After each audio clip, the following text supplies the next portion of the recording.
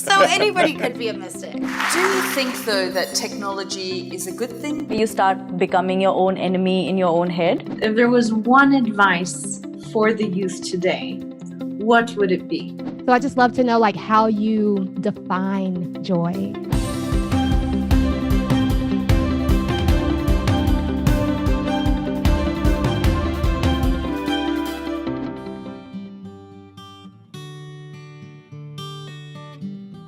You are an Indian author, a yogi, a mystic, and a visionary.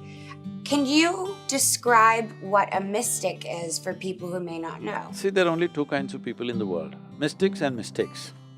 Wow. Those who have made a mistake with their perception, they are mistakes. So much suffering happens because of that. If you perceive everything right, people will call you a mystic. Wow. So anybody could be a mystic. Of course. Wow. I love If it that. is- Thank you.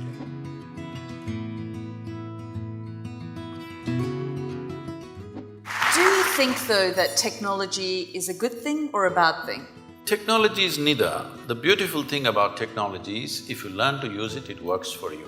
But who you are will decide how you use it, isn't it? But how do you So deal… what we need to fix right now in the world is, who are we? This is what we need to fix. We've all become many things which we are not. Essentially, we are born as life on this planet. Rest of the things are taught to us, isn't it? Stop teaching all this stuff which makes us something other than human beings.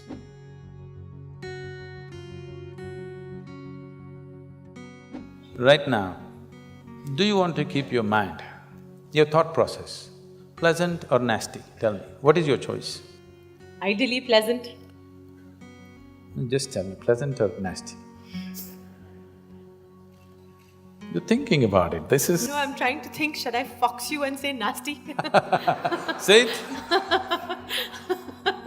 Okay, nasty. I'm going to bless you now. No.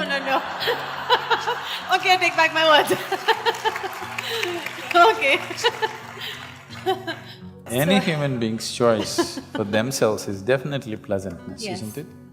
Body, mind, emotion, everything and surroundings, you want it pleasant. Yes. So why is it not pleasant? Surroundings are not pleasant because of many things. Yes. If your thought and emotion are not pleasant, it's entirely you, isn't it? It's like this. On a certain day, a lady went to sleep. A lady went to sleep. In her sleep, she had a dream.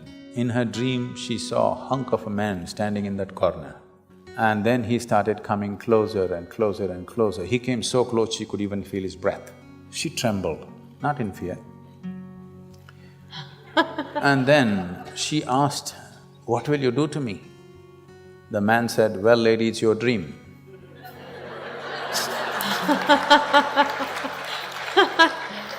I'm saying, what's happening in your mind is your bloody dream. Now the problem with life is, not that life is not happening the way you want it, even your dream is not happening the way you want it, that's a problem. I'm saying at least fix this, at least let the dream happen the way you want it.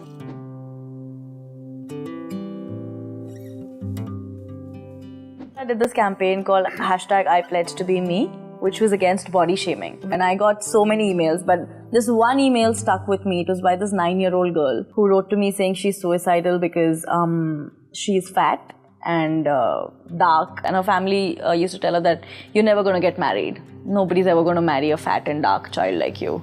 So I feel like, this whole thing where you start becoming your own enemy in your own head, I think that has been starting pretty young for a lot of people. The level of exposure today is such that what happened to you at 14 is happening at 9. Yeah. It's like preponed everything. It is, yes. So what happened probably in my generation at 18 happened to you at 14. What happened to you at 14 is happening at 10 or 9 now. So this rush to live… Grow up. To live, Okay. essentially to live early, you know. Everybody wants to live, they think it's a race. Yeah. If life is a race, you must win. If you must win, you must get to the finish line quick. First, yeah. That means what? You must be buried first ahead of others. If you win the race, you're finished, isn't it? Yeah. Life is not a race. It is a certain phenomena. How profoundly can we experience this phenomena is all there is. It's not something that you have to do. It is happening. Life is happening, isn't it? Yes. How profoundly will you experience is all there is in your hands.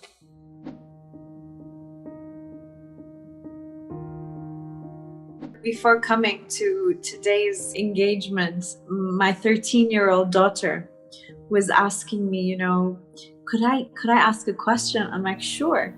So this is from her picking up on this whole male-female that she is influenced by, given society and the narrative that has been played.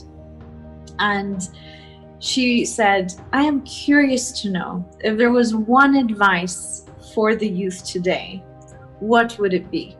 See, gender is a personal thing. I'm sorry, I'm putting it in a very basic way. Please. What is in somebody's pants is not my business or your business. It is only relevant in a few places like bathrooms and bedrooms and somewhere. In rest of the places, your gender is irrelevant. It's a question of your competence, what you can do, what you cannot do, what you're capable of, what you're not capable of. We need to bring the world to this place that what kind of body you have is not my business.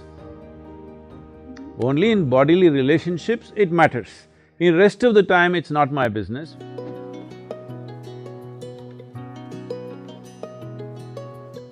So I just love to know, like, how you define joy. Well, if you could define it, it would not be worth pursuing it. Yes, I love that. Because, see, we're calling it by different names. Essentially, it is life. If it's exuberant, in its exuberance, it may be joy, it may be blissfulness, it may be ecstasy. Well, if it's relatable, it may become love. These are all different manifestations of exuberance of life. Joy is not a philosophy that you take on. Like right now, it's become in pursuit of happiness. Where are you chasing it? And why is it elusive? Because you think it's somewhere else. It's just that this life, when it functions in an exuberant manner, not in a depressed way, in an exuberant manner, that means if you open the cork, it is exuberant. If you close it and keep it, then it becomes depressed.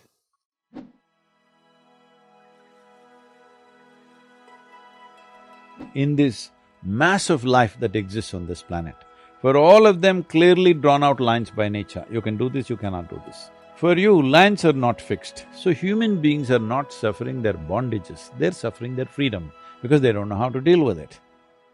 Let's unpack that.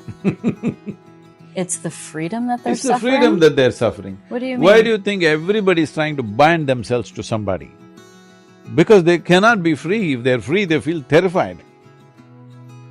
Why? Somebody has to hold their hand all the time. See, I cannot live without you. Or I cannot… You taking that. Whether I say I cannot live without you or I cannot walk without a crutch, what is the difference, I'm asking? See, right now we made it very romantic and nice. If I say I cannot live without you, that's supposed to be the best thing. No, I can live perfectly without you. Right. But by choice, I'm having you here. Right. Isn't this a great thing? Right, absolutely.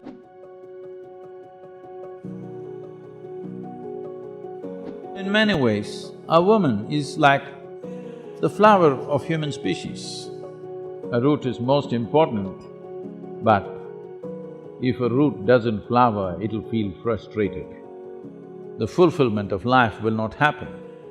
If feminine has to find a place, the right place in the world, we need to create a balanced society where the finer aspects of life are as important as survival. If in our education systems, music, art, aesthetics become as important as science, mathematics and technology, only then feminine will find expression in a society. This must come into our education system, this must come into our social milieu. So, in only making this happen, empowerment of the feminine can happen.